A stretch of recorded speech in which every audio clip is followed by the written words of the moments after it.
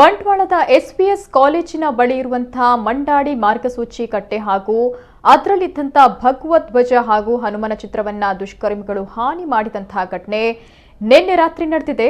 ಕಳೆದ 10 ರಿಂದ 12 ವರ್ಷಗಳಿಂದ ಈ ಕಟ್ಟೆ ಇದ್ದು ಕಳೆದ ಕೆಲವು ದಿನಗಳ ಹಿಂದೆ ವಿಶ್ವ ಹಿಂದೂ ಪರಿಷತ್ ಮಂಡಾಡಿ ಶಾಖೆಯು ಸಂಘಟನೆ ಕಾರ್ಯಕರ್ತರ ನೆರವಿನೊಂದಿಗೆ ನವೀಕರಣಗೊಳಿಸಿತ್ತು. ಅದಕ್ಕೆ ಹನುಮಂತನ ಚಿತ್ರ ಭಗವದ್ ಧ್ವಜ ಅಳವಡಿಸಿ ನವೀಕರಣಗೊಳಿಸಲಾಗಿತ್ತು. ಆದರೆ ಇದನ್ನ ಸಹಿಸದ ದುಷ್ಕರ್ಮಿಗಳು ನಿನ್ನೆ ತಡರಾತ್ರಿ 2 ಗಂಟೆ ಸುಮಾರಿಗೆ ಕಟ್ಟೆಯನ್ನ ಒಡೆದು ಹಾಕಿದ್ದಾರೆ. ಅಲ್ಲದೆ ಭಗವದ್ ಧ್ವಜವನ್ನ ಹರಿದು ಹಾಕಿದ್ದಾರೆ. ಹನುಮಂತನ ವಿಗ್ರಹಕ್ಕೂ ಹಾನಿ ಮಾಡಿದ್ದಾರೆ. ನಿನ್ನೆ ರಾತ್ರಿ 2 ಗಂಟೆ ಸುಮಾರಿಗೆ ರಿಟ್ಸ್ ಕಾರ್ ಇಲ್ಲಿನ ಪರಿಸರದಲ್ಲಿ ಸಂಚರಿಸಿದ್ದು ಸಿಸಿಟಿವಿಯಲ್ಲಿ ದಾಖಲಾಗಿದೆ. ಈ ಬಗ್ಗೆ ಬಂಟ್ವಾಳ ಪೊಲೀಸರು ಸ್ಥಳದಲ್ಲಿ ತನಿಖೆ ನಡೆಸುತ್ತಿದ್ದಾರೆ. ಈ ಮಾರ್ಗಸೂಚಿ ಕಟ್ಟೆಯು ಮೂಡಬಿದ್ರೆ ಮಂಡಾಡಿ ಬೇಸಿರೋಡ್ಗೆ ರಸ್ತೆ ಮಾರ್ಗವನ್ನ ಸೂಚಿಸ್ತಾ ಇತ್ತು. ಕೆಲವು ಸಮಯಗಳ ಹಿಂದೆಯಷ್ಟೇ ಈ ನವೀಕೃತ ಕಟ್ಟೆಯನ್ನ ಸಂಘಟನೆಯ ಪುತ್ತೂರು ಕಾರ್ಯಾಧ್ಯಕ್ಷ ಭಾಸ್ಕರ ಧರ್ಮಸ್ಥಳ ಉದ್ಘಾಟಿಸಿದ್ರು.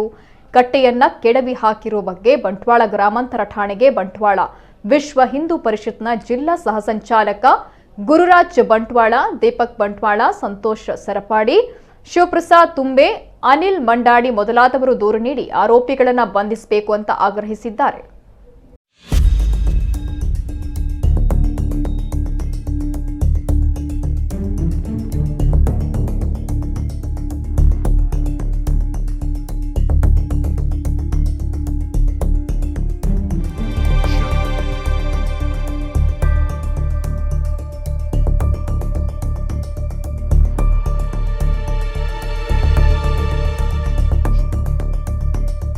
ಪರಿಷತ್ ಬಜರಂಗ ದಳ ಮಂಡಾಡಿ ಶಾಖೆ ದುರ್ಗಾಂಬ ಶಾಖೆ ಮಂಡಾಡಿ ಬಂಟ್ವಾಳ ಪ್ರಖಂಡದ ವತಿಯಿಡ್ದು ಮೂರು ಸಾರ್ವಜನಿಕ ಉಪಯೋಗಕ್ಕಾಗಿ ಮಾರ್ಗಸೂಚಿದ ಒಂದು ಕಟ್ಟೆನ ಮಲ್ತಿತ್ತು.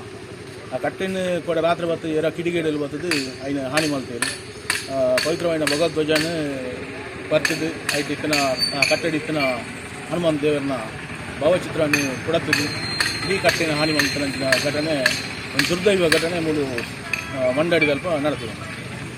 ಆ ಕಟ್ಟೆಗೆ ಸಾಧಾರಣ 12 ವರ್ಷ ಅಂಚೆ ಇತಿಹಾಸ ಇಟ್ಟಿನ ಕಟ್ಟೆ ಸಾರ್ವಜನಿಕ ಉಪಯೋಗಕ್ಕಾಗಿ ಮೂಡಬಿದ್ರೆ ಮಂಡಾಡಿ ಬಿಸಿ ರೋಡು ಮಾರ್ಗಸೂಚಿ ಪಾಡ್ದಿತ್ತಂಚಿನ ಈ ಕಟ್ಟೆಯನ್ನು ಕೊಡದಾದ್ರೆ ಏರೋ ಸಮಾಜಘಾತುಕ ಶಕ್ತಿಯಲ್ಲಿ ಸೇರೊಂದು ಇನ್ನು ಪುಡತ್ನಂಚಿನ ಬೇಲೆ ಮಾಡ್ತೇವೆ.